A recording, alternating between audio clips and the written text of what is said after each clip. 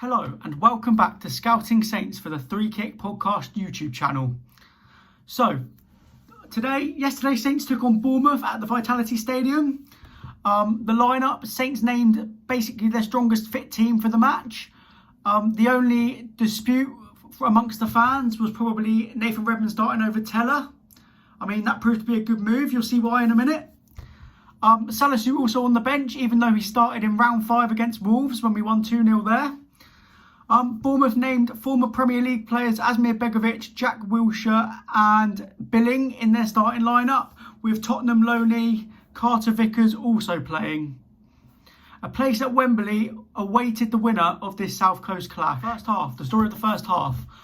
The game sparked into life pretty early in this one. Bournemouth went toe-to-toe with Saints in the early exchanges. First 5-10 minutes, you wouldn't have known who the Prem side was. Danjuma forced Fraser Forster into a very good save early on at his near post as he got down the left-hand side of Saints, the left flank. After 10 minutes, Saints grew into the game a little bit. They had their first chance and their first supposed goal. Jan Bednarek played a brilliant diagonal ball to Kyle Walker-Peters, who ran into the box and crossed it across the box. Carter Vickers slid the ball into his own net, with Shea Adams waiting behind him. Should have been 1-0. Unfortunately, Walker-Peters was offside by a toe now. VAR had a look at it and the goal was disallowed. So back to square one for Saints, and it was still 0-0.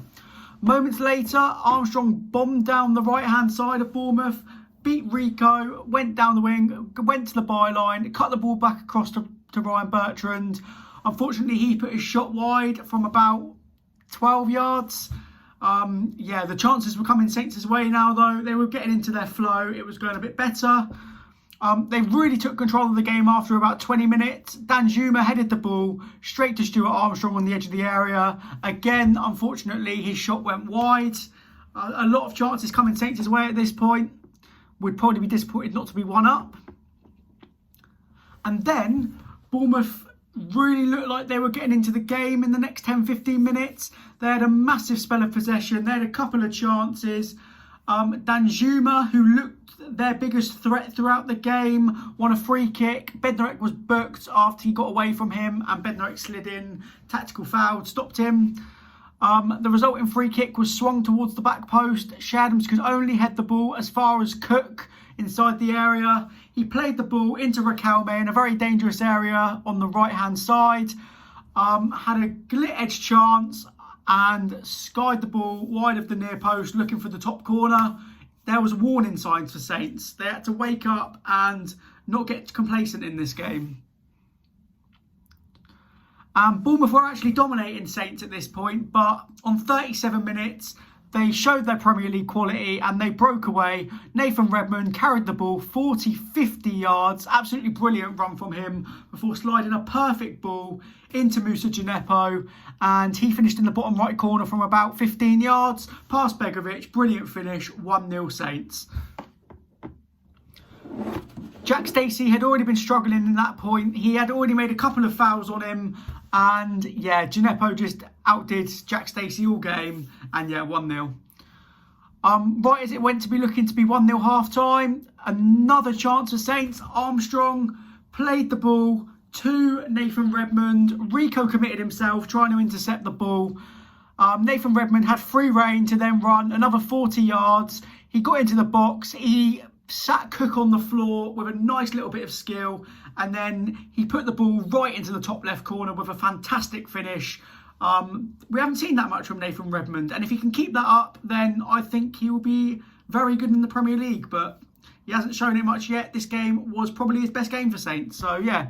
And also maybe Steve Cook should be careful what he's saying in his pre-match interviews before giving it the big one like we owe Saints one, because the result is you're going to get sat on your backside by Nathan Redmond. Into the second half now. Saints needed a good second half. They come out slow in a lot of second halves. And Bournemouth did have the first chance of this one. They came out lively. Rico's cross was headed away by Bednarek, and the ball fell to Jack Wilshere 20-25 yards out. He flashed a shot with his left foot and it looked like it might be curling in. Luckily for Saints, it hit the side netting. And that was that chance. And then 5 minutes later, Saints undid this. They had the ball in the net again. A lovely 1-2 between Adams and Armstrong. And then Adams hit the bottom left corner from about 20 yards out from the edge of the area. And that was 3-0. Surely game over. But no. VAR decided to get involved again. It reared its ugly head. And it judged that Stuart Armstrong, unfortunately, was a tad offside. At this point, Saints were getting a little bit frustrated with these decisions. But yeah, goal disallowed. Bournemouth brought on Anthony and Surridge. Honestly, never even heard of Anthony before. Must be one of their youth players. But yeah, he came on. And yeah, Surridge as well. It was to no avail for them. On the hour mark, Jack Stacey tried playing out from the back again. He had a bit of a mare this game, Stacey. And Adams intercepted the ball on the edge of the area. He played the ball to Stuart Armstrong on the other side of the area. He curled a left-footed strike for the bottom left corner. Unfortunately, it hit the post. The ball fell back to Nathan Redmond's feet, and reliable as he'd been all game, he found the bottom right-hand corner with a lovely finish. A lovely curling effort past Begovic, leaving him no chance. 3-0. Surely game over now.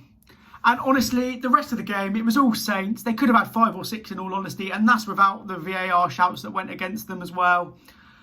They showed they were the Prem team and they really stepped it up. Armstrong continued to drive at Bournemouth for the rest of the game. Had a really good game, Stuart Armstrong. He had another shot saved by Begovic to his left. It was a good save. And then 2 minutes after that, he played a ball to Redmond, who curled the ball for the bottom corner again. Unfortunately, his shot flashed wide for his hat-trick. It would have been a great moment for him, but this game would have been a real confidence booster for him anyway. Hasenhüttl then brought on Stevens and Salisu for Vestergaard and Bednarek, both players on bookings. Don't want them to be missing any games in the future, so took them both off. Very good decision from Ralph there. They needed time to settle in. 1 minute after they'd come on, Dan Zuma dribbled past Salisu and went past Stevens and made Fraser Forster make another good save. He tried to put it low into the corner, but Fraser Forster tipped the ball away very nicely to his right, to his left-hand side, and yeah, preserved his clean sheet. This is now his 4th clean sheet of the Cup campaign out of 4, and he's kept 6 clean sheets overall this season. I mean, it's quite remarkable really, isn't it, considering he's only played 8 games.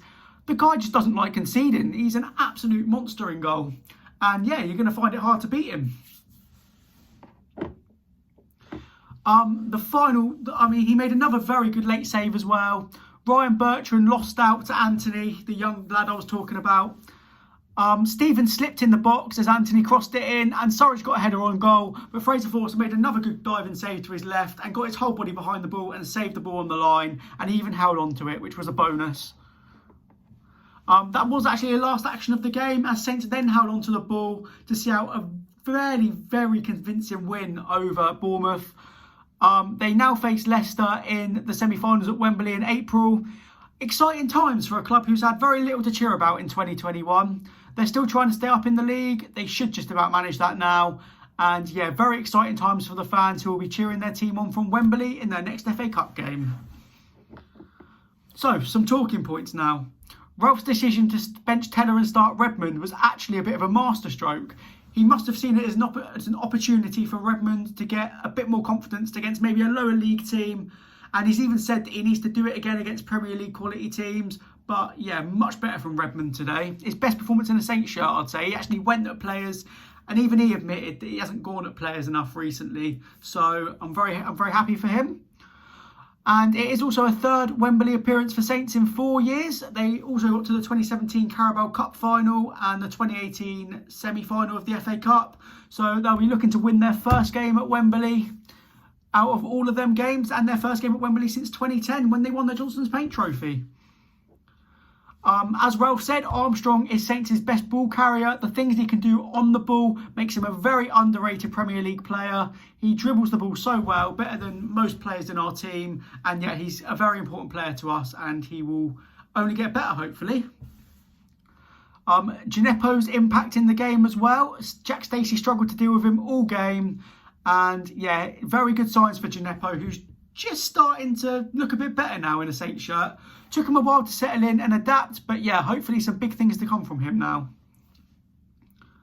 Adams with a very strong performance. Should have had 4 goals in 4 games. Unfortunately disallowed by VAR. But still a great performance from him. Actually set up a couple of goals. Maybe not directly. But won the ball back and pressed well to win the ball. So fair play to him.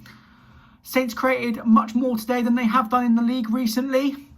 It needs to carry on in the league. We need to get those 2 wins over the line. And based on this performance, we will do it. As long as we can keep it up. The weirdness of Saints' league form compared to their cup form in 2021. So this year they've only won 2 games in the league against Liverpool and Sheffield United. They've won 4 cup games. There's not really a specific reason for this. Maybe it's just because the cup's a one-off game. The pressure's off a little bit. In the league they're fighting for the points. But I'm not sure. But we just seem to up it in the cup. 4 clean sheets in the cup when we've been a bit all over the place in the league. So yeah, very interesting contrast, I have to say. And then the final point, the Saints' prospects of actually beating Leicester. They will still need to be at their best because Leicester have some very good players, and they'll have Maddison and Barnes probably back from injury by the time we play them. Tielemans and Diddy, all very good players. Iheanacho, all brilliant players, so they need to be at their best. But all I will say, it's better than getting Chelsea and it's better than getting City, because Man City win the cups most years, so you'd rather get them in the final when it definitely is a one-off game. And Chelsea, probably Tuchel, they haven't lost under Tuchel yet, so yeah, we'd rather get Leicester out of any of them. In conclusion, no Premier League table to update you on today, so all I will say is the Saints swept Championship side Bournemouth away brilliantly and will now face Leicester in the semi-finals of the Cup. It's their first. It's a chance for them to get to their first FA Cup final since 2003 in a match where they lost to Arsenal at the Memorial Stadium. So hopefully they'll be looking to make that right. Manchester City and Chelsea go head-to-head in the other semi-final.